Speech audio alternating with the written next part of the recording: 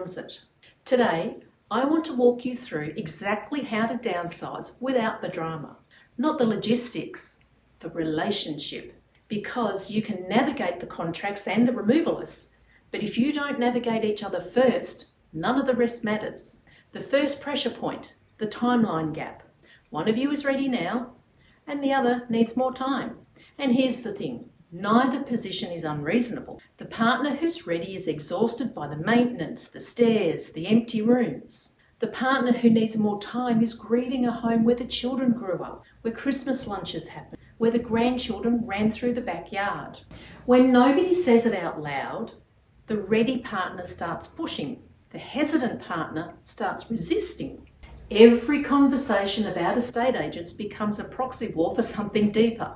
The fix isn't to find a compromise date, it's to name what's actually happening. Try saying this, I know this is harder for you than it is for me.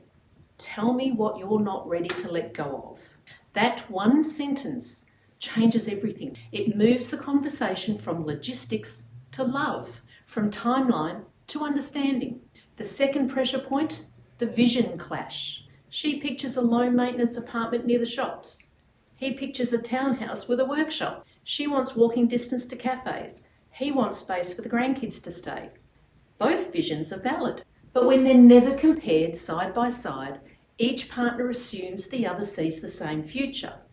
And when the gap becomes visible, usually during the first property inspection, it feels like a betrayal. Before you look at a single property, sit down separately.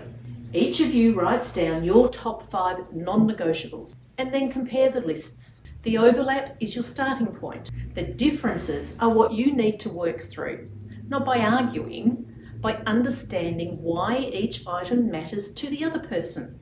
The third pressure point, the money anxiety. This one sits quietly in the background and makes every conversation feel heavier. The one partner worries about outliving the savings. The other worries about the kids' inheritance. One wants to spend more on the new place to feel secure. The other wants to keep as much cash as possible. Neither is being unreasonable, but when the anxiety goes unspoken, it surfaces as criticism. You're being cheap. You're being reckless.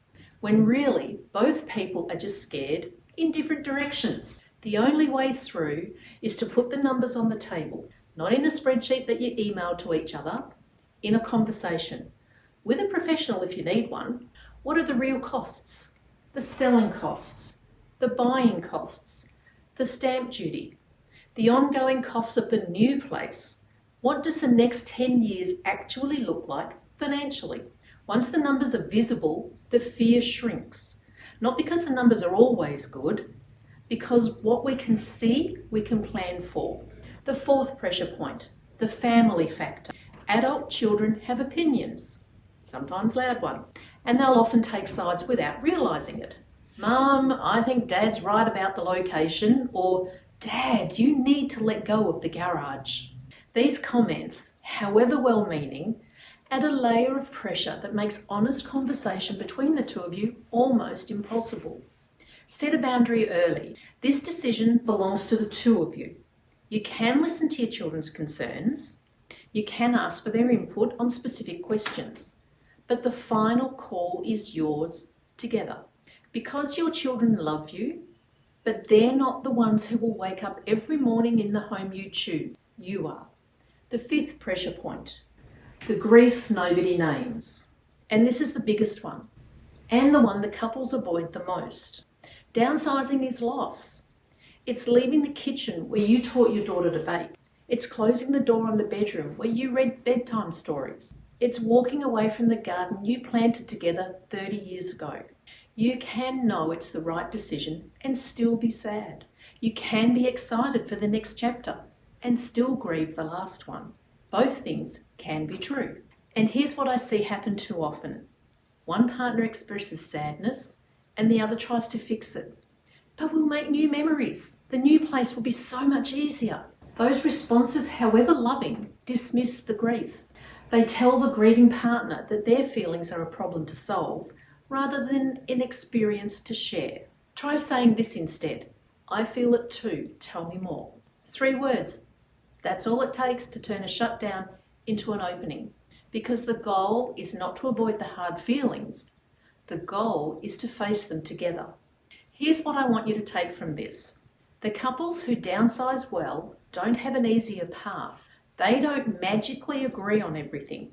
They don't skip the grief or the fear or the difficult conversations. What they do is simple. They talk early. They talk honestly. And they remember that they are on the same team.